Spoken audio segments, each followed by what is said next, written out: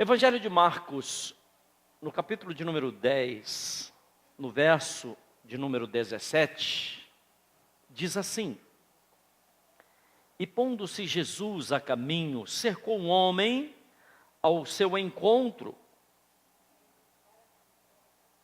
Correu um homem ao seu encontro e, ajoelhando-se, perguntou: Bom mestre, que farei para herdar a vida eterna? E Jesus respondeu: Por que me chamas bons? Ninguém é bom senão um, que é Deus. Sabes os mandamentos? Não matarás, não adulterarás, não furtarás, não dirás falso testemunho, não difamarás ninguém, honra teu pai e a tua mãe. Então ele respondeu: Mestre, eu tenho observado tudo isso desde a minha juventude. E Jesus, fitando-o, o amou e disse: Uma coisa te falta, vá, vende tudo que tem, dá aos pobres, e terás um tesouro no céu. Então vem e segue-me. Ele, porém, contrariado com essa palavra, retirou-se triste, porque era dono de muitas propriedades. Um jovem, um certo dia, ouviu falar a respeito de Jesus,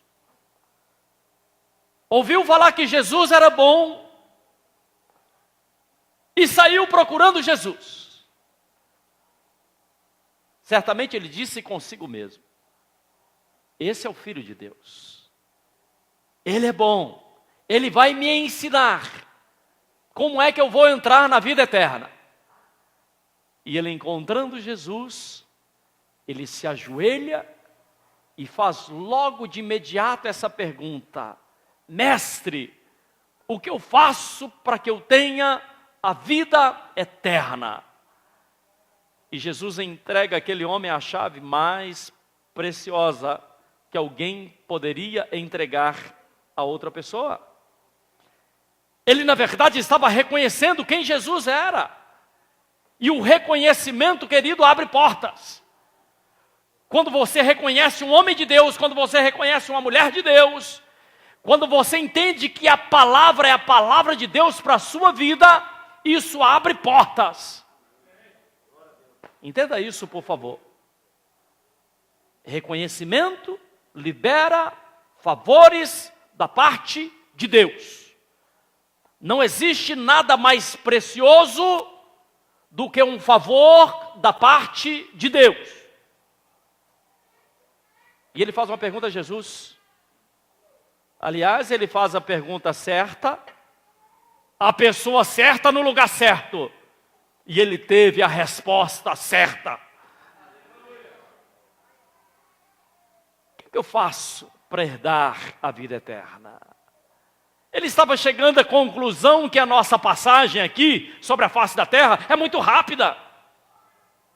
A nossa vida, irmãos, passa de forma muito rápida. Ele sabia disso. E ele estava pensando em algo maior.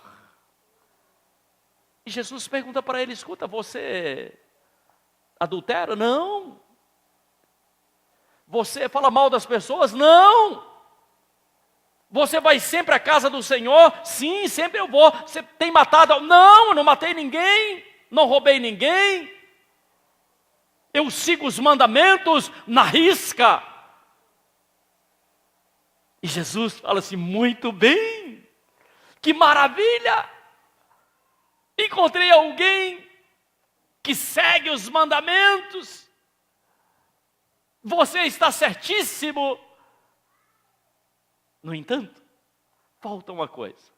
Jesus conhecia aquele rapaz. Falta uma coisa. Você vá, vende tudo o que você tem e dá aos pobres. No verso de número 21, Jesus olhando, diz a palavra que Jesus olhando, o amou. Jesus não o odiou. Pelo contrário, Jesus olhando-o, no verso 21, o amou e disse: Apenas uma, você faz tudo, mas uma coisa te falta. Vá, vende o que você tem, dá aos pobres, e depois você vem e segue-me. Faltava uma coisa. Você consegue imaginar um carro bonito? Uma Ferrari, vermelha, bonita, banco de couro, maravilhosa, brilhando, mas faltando o motor. Não vai a lugar nenhum.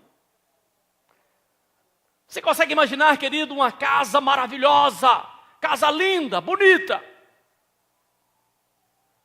mas aquela casa falta energia elétrica? Falta muita coisa. Você consegue imaginar uma família próspera, rica, mas falta uma coisa. Falta paz naquela casa. Falta tudo. Um homem que seguia muitas leis, muitas regras, mas faltava uma coisa, faltava a salvação. E para isso ele deveria seguir a Jesus. Jesus diz assim: uma coisa te falta. Uma coisa te falta. Uma coisa faz muita diferença. Você seria capaz de ir até o aeroporto e entrar num avião que estivesse faltando uma peça? Esse avião voa a 13 mil metros de altura, a uma velocidade de mais de 1.000 km por hora, mas está faltando uma peça. Você seria capaz de ir? Muitas vezes uma coisa faz toda uma diferença na sua vida. Entenda isso. Uma coisa, eu tenho muitas coisas. Você diz assim: olha, na minha casa tem muitas coisas, mas falta uma coisa. O que falta? Falta entrar Jesus. Então falta tudo, querido. Falta tudo. O Salmo 34, verso 9 diz assim: não falta coisa alguma para aqueles que temem ao Senhor. Aqueles que temem ao Senhor, não falta coisa alguma. Jesus estava dando a oportunidade àquele rapaz de ser um discípulo, de segui-lo, de acompanhá-lo. Ser discípulo é ser um aprendiz, é ser alguém que anda lado a lado, aprendendo, crescendo, melhorando. Jesus estava dando a ele essa oportunidade: venha então e me siga.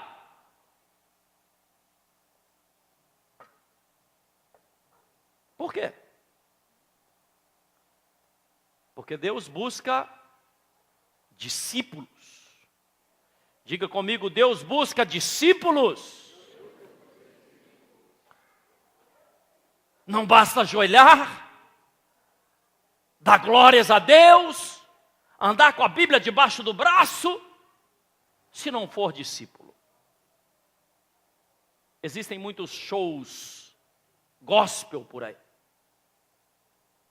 Mas eu faço uma pergunta: será que são discípulos? Se não for discípulo, de nada adianta. Porque aquele que não é discípulo não obedece à palavra, apenas vive no emocional, apenas faz barulho, mas não é discípulo. Tinha pessoas que seguiam Jesus, andavam ao lado de Jesus, onde Jesus ia aí, mas não era discípulo. Do outro lado, tinham pessoas que eram discípulos, que seguiam ao Senhor. Por isso Jesus diz assim: siga-me. Não é por emoção. Seguir a Jesus significa ter compromisso. Será que você pode dizer comigo: compromisso? A Bíblia diz que Jesus amou, olhou, fitou, olhou aquele homem de cima e embaixo e disse assim: eu vou desafiar esse rapaz. Mas Jesus desafiou com muito amor, porque tudo dependia de uma decisão pessoal daquele jovem. Tudo dependia de uma resposta que ele deveria dar ao Senhor Jesus. E nós perguntamos, o que é ser discípulo? Muitas pessoas querem ser chamadas doutores, estufam o peito e dizem assim, eu sou pastor. Mas eu insisto em uma pergunta, será que é discípulo? Eu louvo a Deus, eu sou um adorador, mas você também é um discípulo? Um discípulo tem compromisso. Um discípulo anda ao lado. Um discípulo ouve aquilo que Jesus diz. Caderno de Mateus, capítulo 28. Quero convidar você a ver comigo. Capítulo 28. O verso de número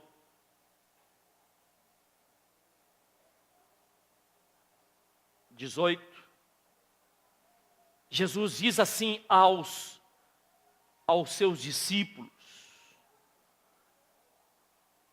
Eu não sei se você é um discípulo, ou talvez você é um futuro discípulo, se você abrir o seu coração. Eu quero falar aos discípulos e aos futuros discípulos. Jesus aproximou-se e falou dizendo, toda autoridade me foi dada no céu e na terra. Ide, portanto, ide, vá.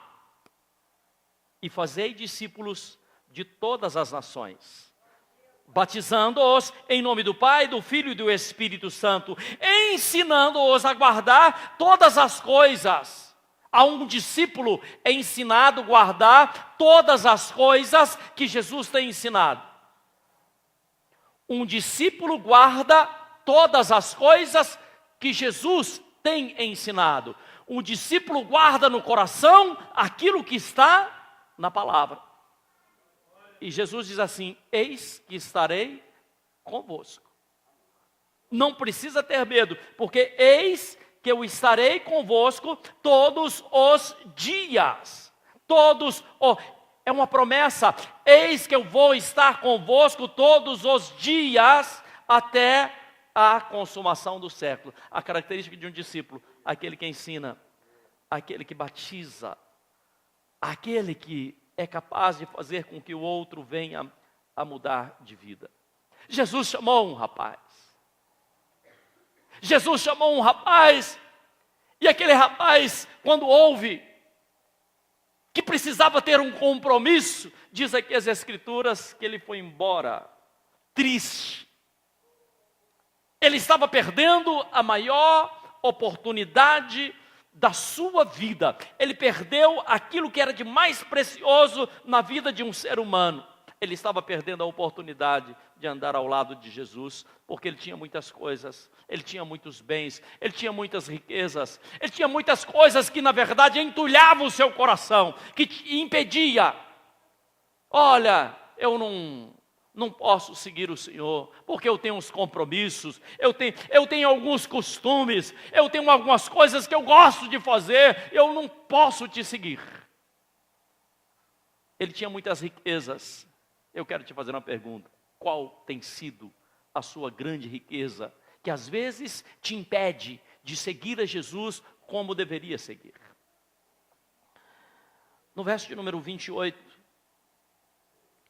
de Marcos, capítulo 10, verso de número 28, acontece algo tremendo. Diz que os discípulos de Jesus, vendo aquela cena, vendo tudo que ocorreu com aquele jovem, eles começaram a perguntar, falaram assim, Jesus, mas fala uma coisa conosco. Jesus, por favor, nos dê uma informação.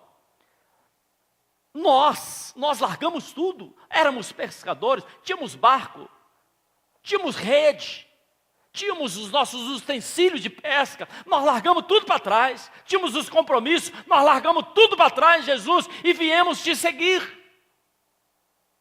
Jesus, o que é que eu ganho com isso?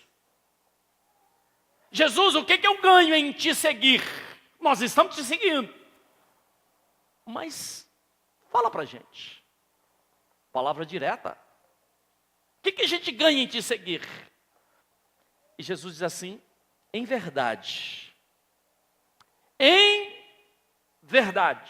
eu vos digo, que ninguém, diga comigo, ninguém, que deixando casa, irmãos, irmãs, mãe, pais, filhos ou campos, significa propriedades, ou campos por amor de mim e por amor do Evangelho,